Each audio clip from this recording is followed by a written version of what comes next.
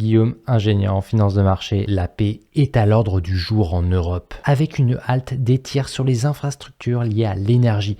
C'est vraiment ici un premier pas accepté par Kiev et par Moscou, sous l'impulsion de Washington. Cependant, on reste loin d'un cessez-le-feu total, avec la guerre qui continue en Europe. L'Union européenne affiche une volonté claire de mobiliser 800 milliards d'euros de dépenses des États membres pour financer la dépense et l'armement européen. Les dirigeants européens se réunissent aujourd'hui, ce 20 mars, le tout en créant une nouvelle exception à la règle des 3% de déficit pour les dépenses militaires. C'est aujourd'hui un signal fort et risqué pour l'Europe, une tendance qui va continuer de bénéficier à certaines entreprises dont les actions sont éligibles au PEA. C'est le moment de se préparer un petit café avant l'analyse de 5 actions du moment sur PEA et CTO. On commence par une analyse rapide de Rheinmetall, le géant allemand de l'armement, dopé par une demande croissante pour ses produits avec ses chars Léopard, le Panther KF-51 ainsi que ses munitions d'artillerie. L'action affiche une belle envolée et continue de bénéficier d'une dynamique exceptionnelle en bourse portée par le réarmement européen et les tensions géopolitiques mondiales. Mais clairement, aujourd'hui, on peut s'interroger sur la valorisation de l'entreprise. Certes, le carnet de commandes de Rheinmetall a atteint 55 milliards d'euros en 2024, avec une croissance prévue de 35 à 40% dans la défense en 2025. C'est vraiment exceptionnel, une telle croissance, on est bien d'accord, avec aujourd'hui 60 à 70 milliards d'euros de carnet de commandes cible en 2025. Après, si on regarde son PER, donc son facteur de bénéfice, il paraît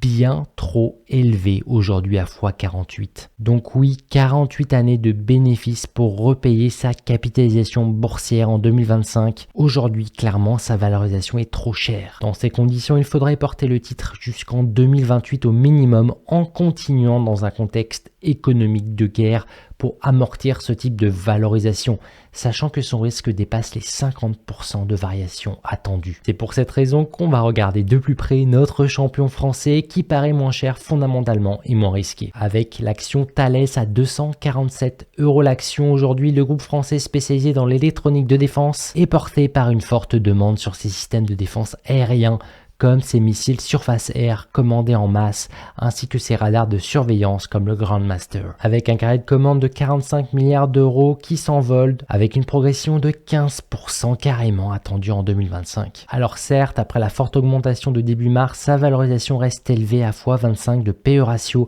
Ça reflète tout de même une croissance de 12% en moyenne par an sur ses bénéfices nets pour les prochaines années pour Thales. C'est une des entreprises qui devrait développer le plus son activité dans les grandes capitalisations française pour les prochaines années, car elle est portée par une dynamique de réarmement massif et d'économie de guerre française et européenne. Sans surprise, son risque est également en hausse à 37%, donc Thales ici convient moins au portefeuille géré en bon père de famille, mais plutôt à ceux qui veulent s'exposer au momentum des dépenses en Europe. Maintenant, on change de registre, car hier, c'était aussi une journée très importante pour la bourse, avec la Réserve fédérale qui a maintenu ses taux inchangés à 4,5%. Nous sommes donc à 2 points d'écart entre l'Europe et les États-Unis, avec un US dollar qui continue de rémunérer davantage ses épargnants que l'euro. Une rémunération attractive des munitions, comme j'aime bien les appeler, et ces taux plus élevés, c'est un atout pour l'investisseur sur actions américaines qui pourra profiter des soldes sur la bourse US avec étonnamment Meta, dont l'action revient sur des niveaux de PE ratio attractifs à x23 de facteurs de bénéfices anticipés à 584 $ l'action tout de même en cette fin mars 2025. Avec certains investisseurs qui ont vendu le titre car en période de ralentissement économique anticipé, ce sont les dépenses publicitaires qui pourraient être coupées en premier. Cependant, malgré ce narratif, Meta reste résiliente même en période de ralentissement économique grâce à son modèle publicitaire orienté résultat. Boosté par de nombreuses suppressions de postes chez Meta qui rend l'entreprise plus rentable qu'avant et plus centrée sur ses machines à cash que sont Instagram et Facebook. Ainsi, d'autres investisseurs sur CTO profiteront de cette baisse pour charger une action dont on peut anticiper une croissance moyenne de ses bénéfices de plus de 12% par an. C'est ce qu'on observe ici pour les années qui viennent grâce à l'application des investisseurs pragmatique et ses nouvelles fonctionnalités. Malgré son risque élevé, rappelons-le, à 39% de variation anticipée, donc plutôt pour ceux qui sont à la recherche d'une croissance plus agressive sur leur CTO. Donc oui, aujourd'hui nous avons des taux qui devraient rester supérieurs à 4% en 2025 sous fond de pression inflationniste aux États-Unis. Donc oui, aujourd'hui nous avons des taux qui devraient rester supérieurs à 4% en 2025 sous fond de pression inflationniste aux États-Unis, avec un taux d'inflation à 2,8% qui pourrait même se consolider autour d'une vitesse d'augmentation des prix autour de 3%. Aujourd'hui, on explique ce regain potentiel d'inflation par l'effet des tarifs de Trump, donc de nouvelles taxes douanières potentiellement réciproques instaurées par le président américain, avec des entreprises qui naturellement anticipent ces tarifs pour début avril et augmentent en amont leurs prix pour protéger leurs marges. Comme c'est le cas de certains vendeurs sur Amazon, d'ailleurs le champion du e-commerce en ligne et du cloud computing avec son offre AWS reste une valeur attractive en mars 2025 à 195 $ l'action. Donc oui, attractif d'abord par sa croissance anticipée sur le cloud computing, mais aussi pour sa capacité à innover en intelligence artificielle. Amazon continue de nous le démontrer il y a 2 jours avec Alexa+,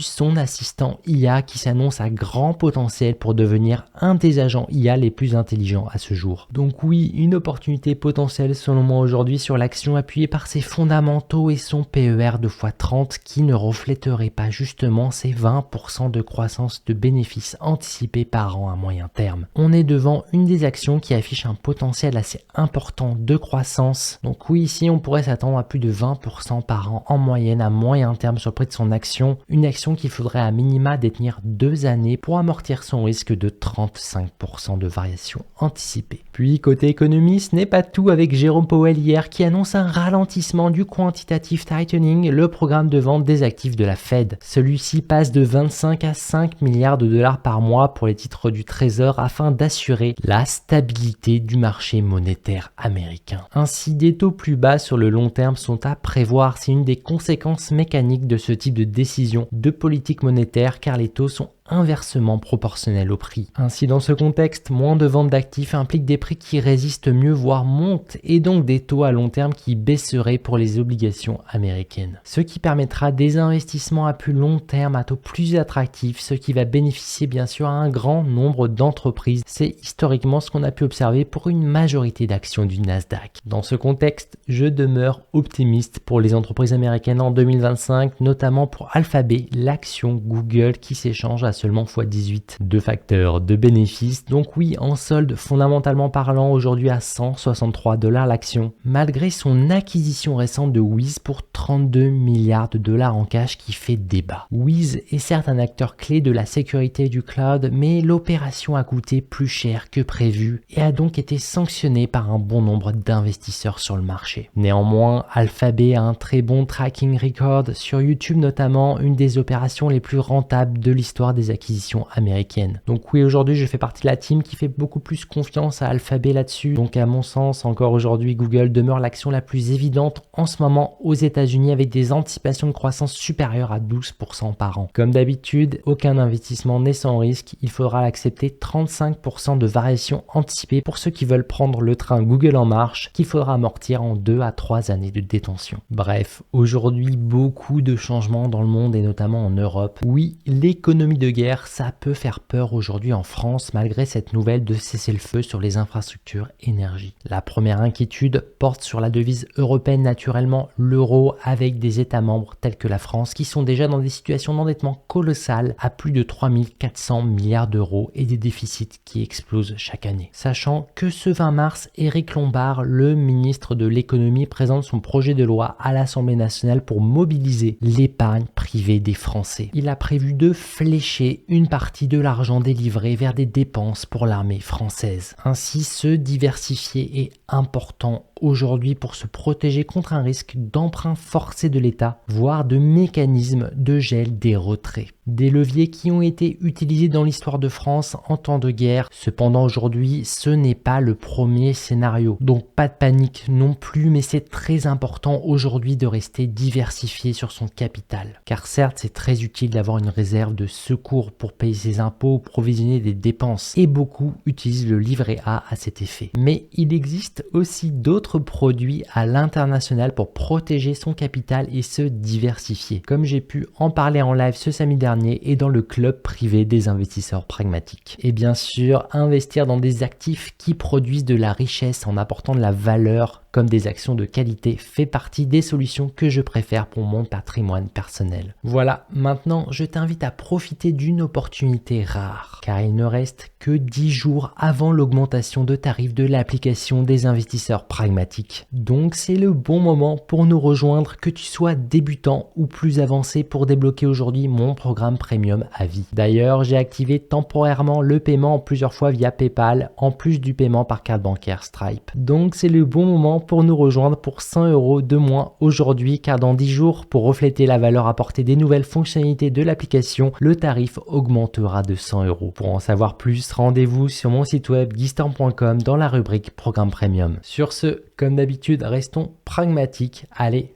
ciao!